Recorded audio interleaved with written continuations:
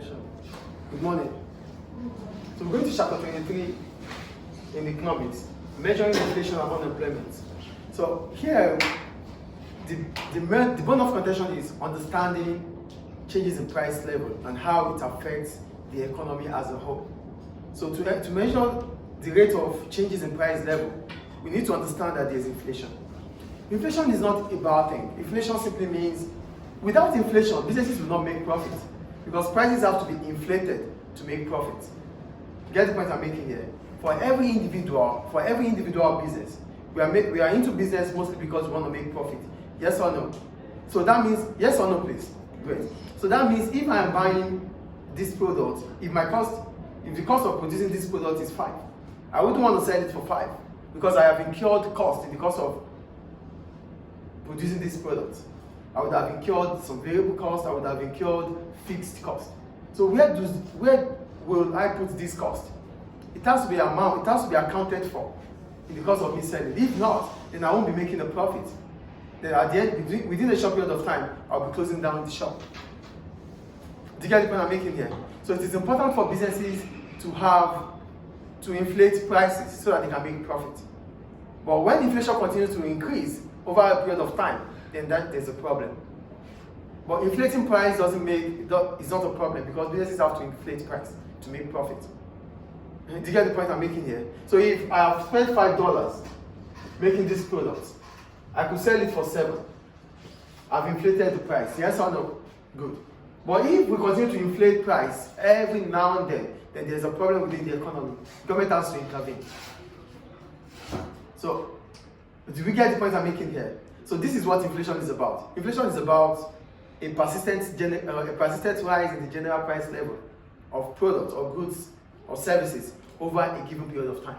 So when prices continue to rise over a long period of time, then there's inflation. Do we get inflation here? Do we get inflation, please? Good. So here I was. Inflation is an increase in the general price level of goods and services within an economy. That is inflation. Most of the time, we have different reasons why inflation occurs. There's some inflation because there's demand pull inflation, there's cost push inflation. There's demand pull inflation because the demand for goods and services starts increasing within the economy. And when the demand for goods and services starts increasing, producers, they respond by increasing the price. Because that gives them the opportunity to make more profit. That gives them the opportunity to make more profit. Do you get the point here? We continue to demand for certain goods or services. Producers, they are conscious about that. They want to make profit. So they have the opportunity to make more profit at that point in time. They increase the price because demand has increased. We call it demand pull inflation. And there's also cost push inflation, though I'm just previewing it. Inflation as a whole, we have different reasons. There's cost push inflation, which is as a result of an increase in the cost of production.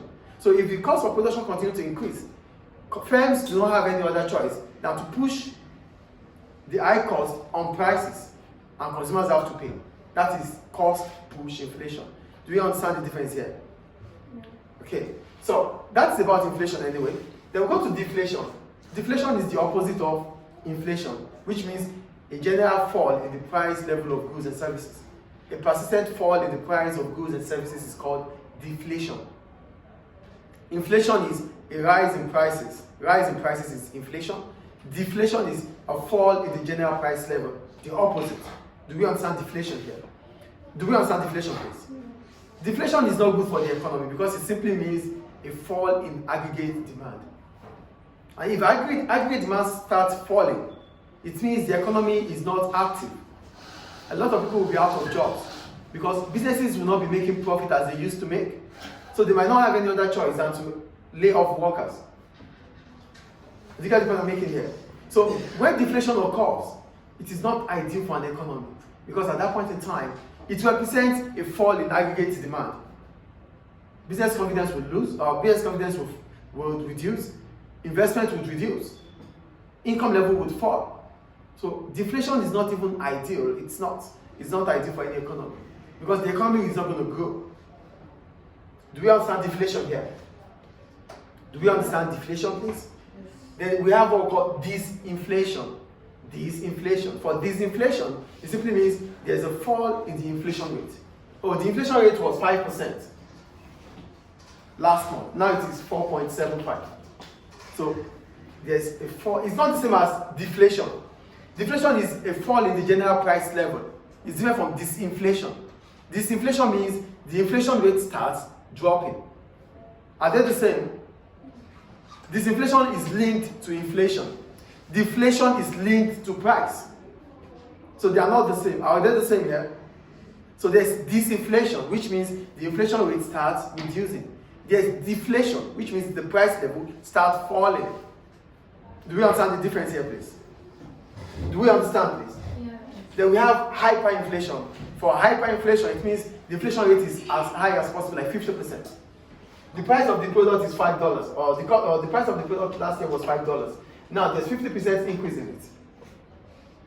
Maybe that's around $25, right? No, that's 2.5. 25. It's sold for $5. Now there's 50% increase on the price. 50% of price, 2.5. 2.5, so it means 7.5. That's not inflation. We're talking about hyper 50% increase. Yeah, that's 2.5. Yes, you're right. So 2.5, that makes it 7.5. So 7.5 is hyperinflation because the inflation rate is almost half of the price before now. Do we get it, please? Do we understand or not? There's hyperinflation, which is a rise that around 50% of increase. There's disinflation, which is a fall in the inflation rate. There's deflation, which is a fall in the general price level. And there's inflation, which is a rise in the general price level. Are they clear, please? Any question about that? Any question, please? No. Good. So that takes us to reflation. Why there's reflation? What is reflation? It's a rise in the GDP of a given economy following recession. During recession, it is expected that there's decline in economic activity. After recession, we recover the economy. So during the course of recovering the economy, we find out that our GDP starts increasing. That period is called reflation period. Do we get reflation here? Reflation comes after recession. Recession is a fall in economic activity for 2 consecutive quarters. Within a year, there's a fall in economic activity for 2 consecutive quarters. That means for the first 6 months and the last 6 months, we are having a fall in economic activity. After recession, the economy is supposed to recover. After recovery, it is a boom again.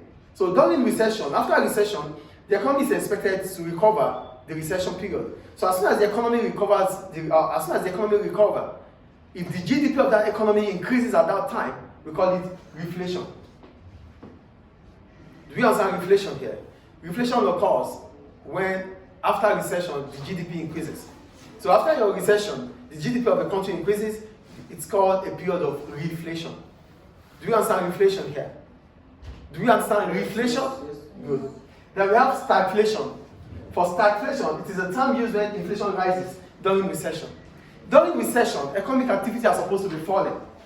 But if inflation rate increases during recession, then it is called stagflation. Do we get stagflation here?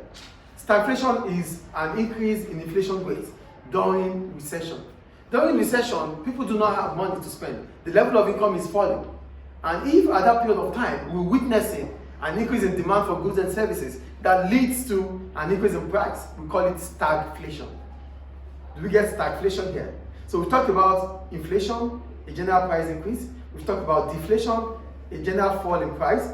We've talked about disinflation, which is a fall in the inflation rate. We've talked about reflation, which means GDP of a country increases after recession, and stagflation, the inflation rate increases during recession. So these are all terms that we have to understand that is in line with inflation and price.